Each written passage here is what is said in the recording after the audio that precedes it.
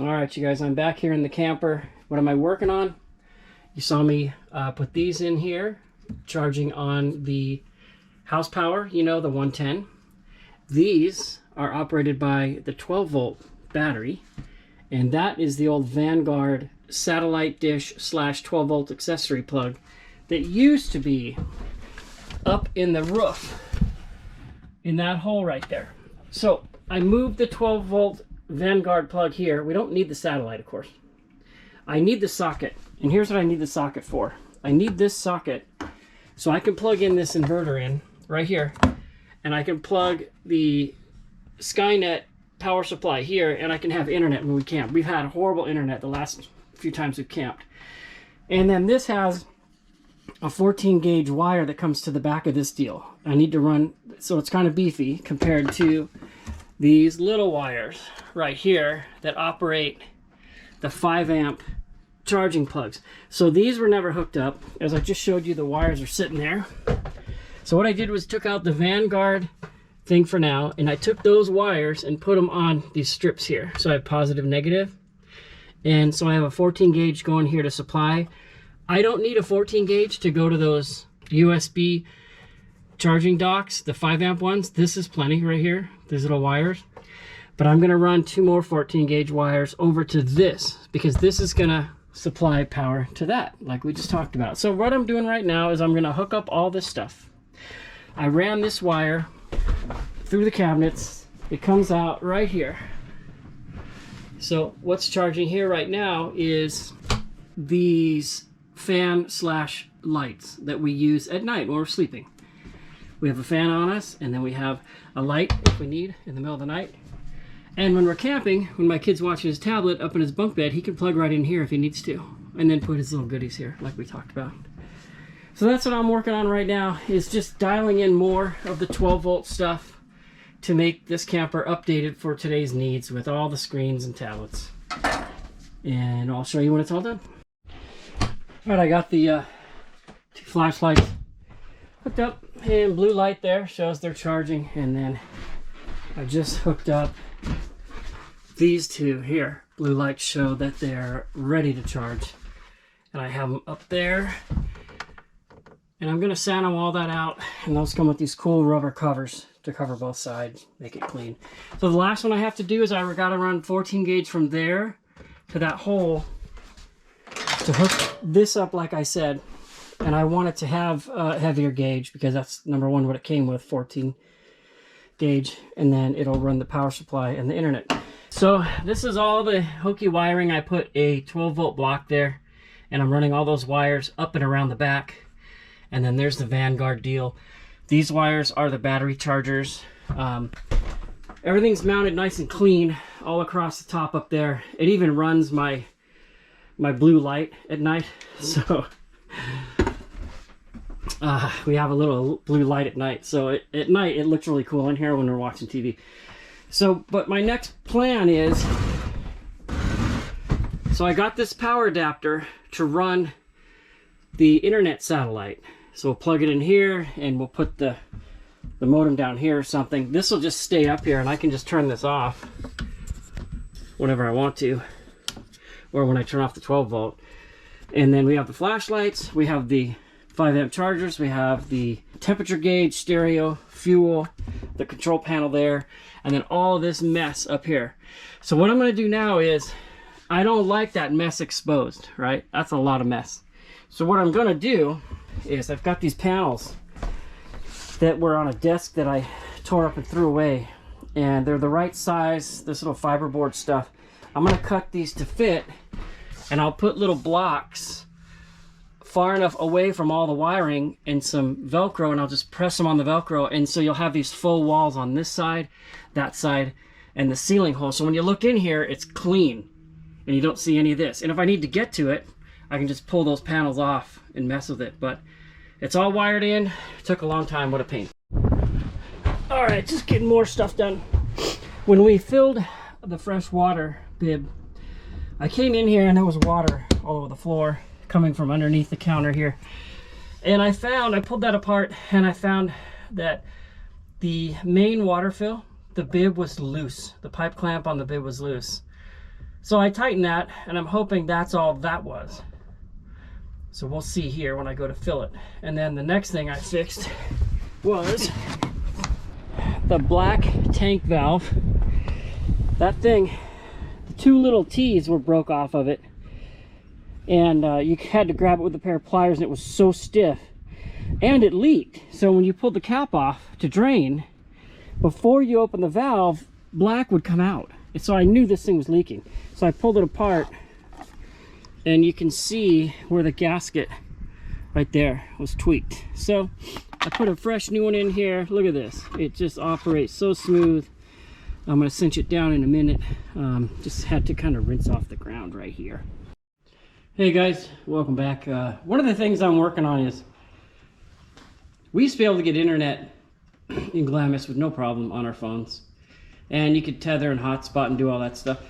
But in the last 5 years, I don't know what the deal is, but I'm with the same service I've been with, and the internet does not work on the weekends. And even on the weekdays, it's very, very spotty. I don't know what the deal is there, but so, you know, everyone's bringing their Starlinks. So I'm trying to figure out a way to bring it. There's really no real clear-cut kit that you can buy. Like, I couldn't find anything. I wish someone would just make, like Camping World or someone, say, hey man, here's the ladder mount for your Starlink. Hey, here's the sandbag tripod mount for your Starlink. Hey, here's the mount on your roof for a Starlink. Now, there are some things out there, but no one's really dialed in a kit and mass-produced it and made it accessible and affordable. So you see guys doing all kinds of stuff. You know, they're just making stuff to work. So I save a lot of my stuff, you know, when I throw stuff out. I save little nicks and crannies and goodies. And I saved this pipe. It was in my storage unit. It's just a plastic tube for like a plastic set of shelves like I had in my garage here. And it turns out that, you know, this fitting on the end of the Starlink mount, I'm not sure what the dimensions are. Maybe I'll throw them up here, but they don't slide right into your regular pole mounts for RVs. So you got to do some kind of adapter. And this sucker right here fits just perfectly. It slides right in there. And I think if I cut a little notch in it right where this little push button goes, so it kind of clips into place, this should work perfectly, unless we get some kind of crazy high winds. And then I'll just have to take this thing and slide it into here and make sure this thing, oh, look at that. When you pull it through the bottom, it gets tight. I wonder if I would just secure this part up top, this would be tight enough to just run it. So I'm going to cut a little notch in this and get the Starlink stock pole to clip in, and then I'll worry about this. I'll be facing north. My camper will be facing north, so I can just run the Starlink right here because I'll be facing that way, you know, and it'll just face that way. I can just leave it this low, and this little mount just fits right here perfectly. So let's see if we can cut this clip in here.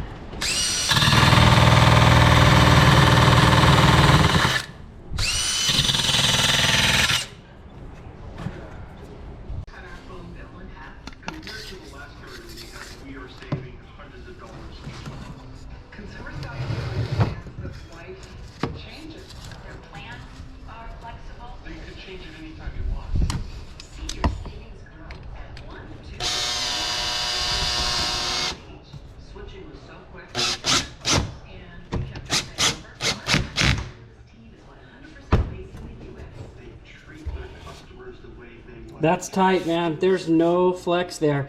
I didn't want to cut that notch because I wasn't exactly sure if I could get that notch right. And then if there was so much play in there, I think it would pop out. So I just cut those little reliefs in there and then pipe clamped it together, and it's tight.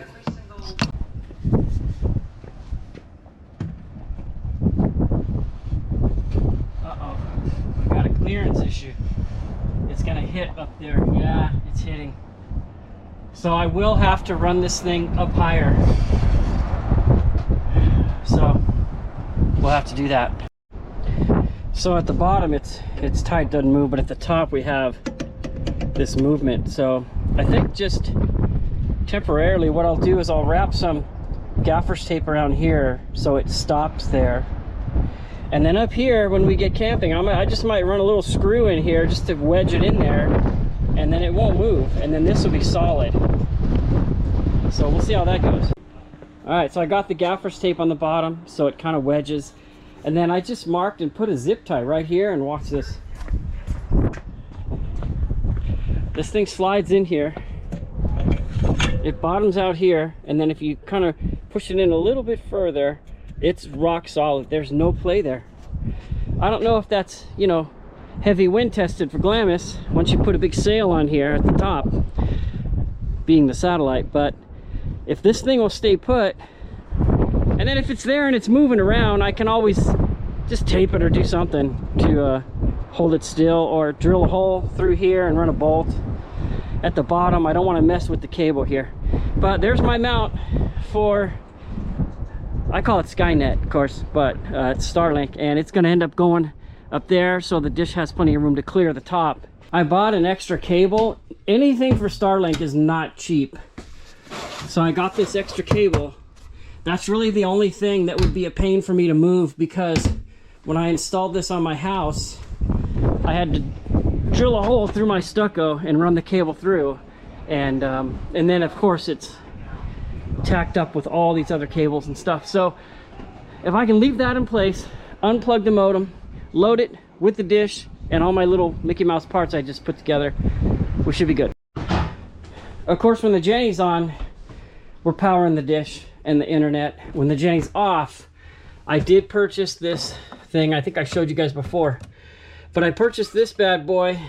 You turn on the power supply, and people are telling me they've run them off their car batteries, and I have those 2 deep 6s, so we should be good. And look, let's check the deep 6s. Remember I told you before, this thing's been sitting for weeks and weeks. Look at those batteries, baby. So that's it for the internet. Let's see how that works when we camp.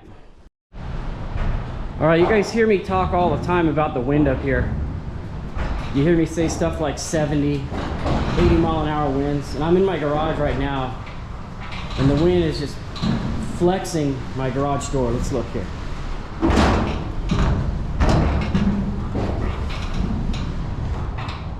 You see that? That's scary. It's actually flexing the garage door. There's a huge storm coming, as they predicted, and it's 21st of February. It's going to interrupt our Glamis trip we have planned for this weekend, but I'm gonna bring you out here so you experience some of this craziness, okay?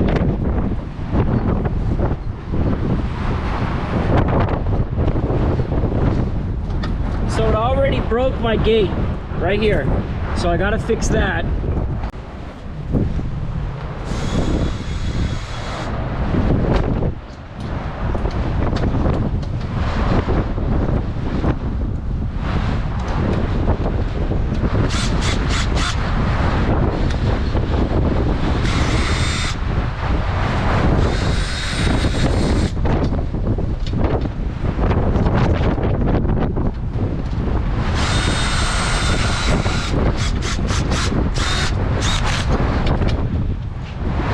So that hole right there used to be the size of the pipe, and just from all the wind activity in the last 3 years, it's wallowed out that hole. I presume one day I'll have to make this like a 2-inch pipe and just get it fixed, but let's go see what else is happening with this wind. We got waves lapping out over there, and then we've lost some of our, this thing is normally all the way over there, so it's moved all this patio furniture, and we lost an end table. Let's see.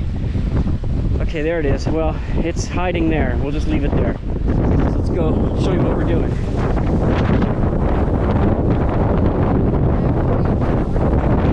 All right, so what I'm gonna do is I'm gonna take that little tiny trailer. We're gonna fill it on it. We're gonna try to get out of the wind. We're gonna take my little tiny trailer, my 5x8, put a bunch of wood on it and put it in the garage because it's supposed to rain for like 5 days. That way the wood stays dry and we can heat the house during that time. So here we go. Okay, good luck out there. Thanks, you too.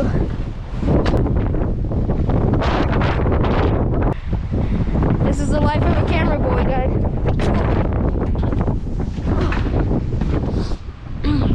It's about to get very windy. So. Oh, hold on, where are you?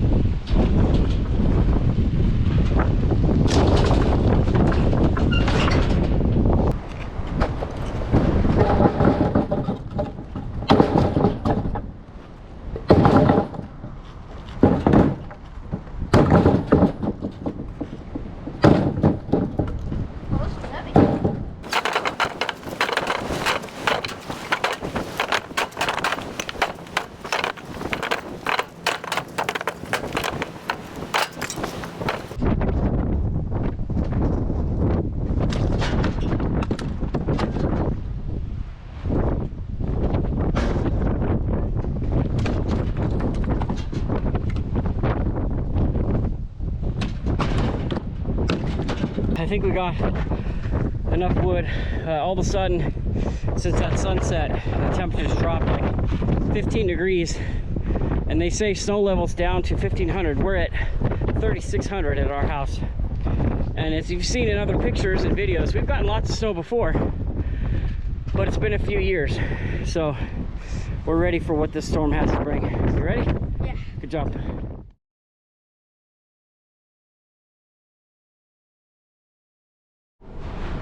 All right, so we got, that's my normal firewood. That lasts us like 3 days, but I got just a bunch of extra in case we're shipwrecked in our house.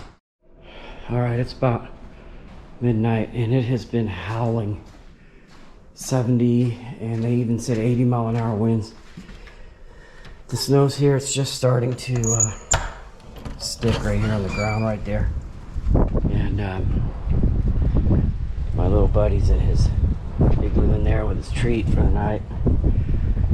But it was nasty. The winds were so bad. I was just waiting for like a window to break. So I'm gonna try to head up in the morning, and I'll take you with me, see how the storm turns out in the daytime.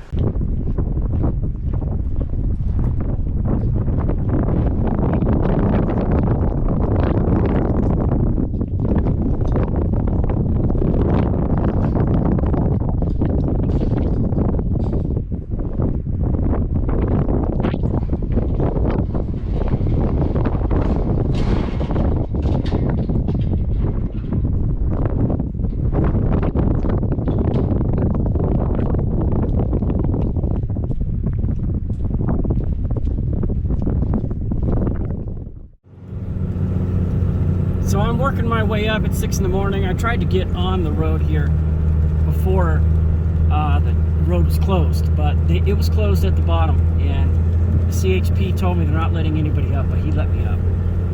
And my little secret, he let me up, but he might not, should have, because it is dumping snow.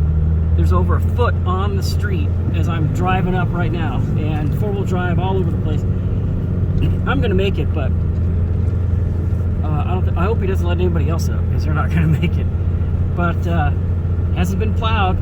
Snow's been predicted all night, and it's just amazing to me. You know, this stuff, we used to get this snow all the time 10 years ago.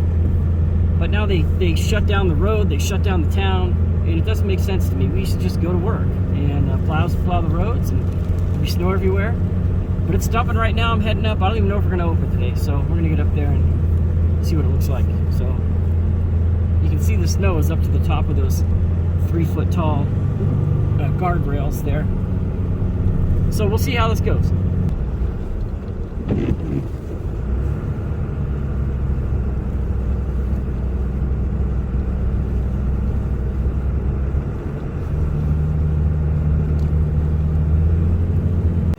Oh my gosh, okay, so we got about a foot since I left here yesterday. And I just bonsai'd into my gate with my truck, and I'm just gonna put my truck in the shop, turn on the heater, so when I go to leave, it's warm. But we're gonna close today. The town isn't even plowed yet. Oh, here we go. It's just nuts, you guys. So I'm gonna shut these gates because people are gonna try to get in here, and we can't be open today. Yeah, it's still coming down gnarly.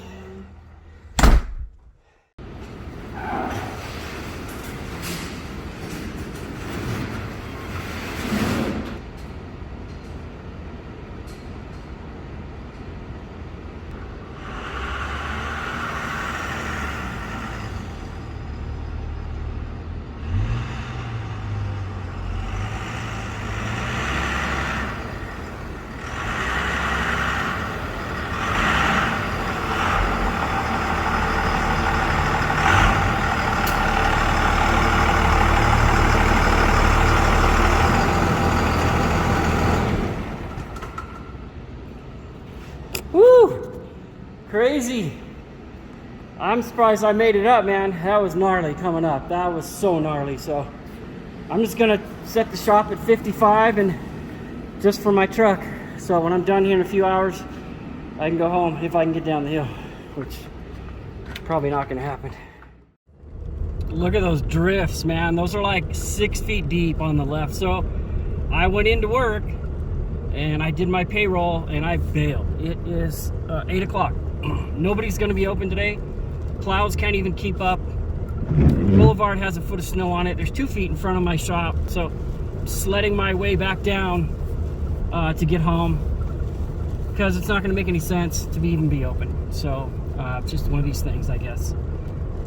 No tires coming up, no auto part deliveries, customers aren't coming out. Town is absolutely gridlocked with snow, so sure is pretty. All right, we've got some of our awesome locals right here. These are these bighorn sheep that live up here in Big Bear, and I see them all the time coming down the hill. Check them out. Oh, check them out. They're just chilling. Look at that. What's up? What's up, guys? Enjoying the weather. Wow, that is so cool. I always see them way up on the rocks, but they're down here partying right now. Probably because there's no cars coming up the hill. See you later. That was cool.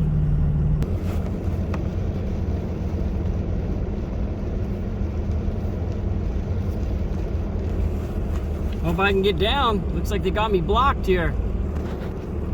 Oh, he's moving.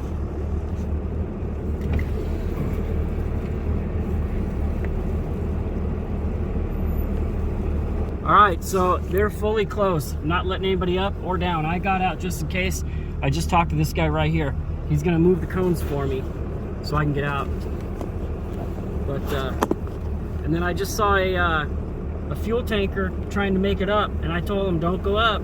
It's not even plowed at the top.